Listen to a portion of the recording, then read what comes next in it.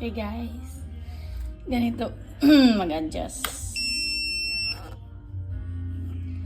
Ito mode, nakaset siya 350. Mode, temperature set 350. This is the timer, set time. And then, click mode, okay. So ngayon, i-adjust natin. Ganito mag-adjust. Click lang yung mode. Tapos, i-adjust nyo ng, i-click lang nyo to. Set 320. 320, 320.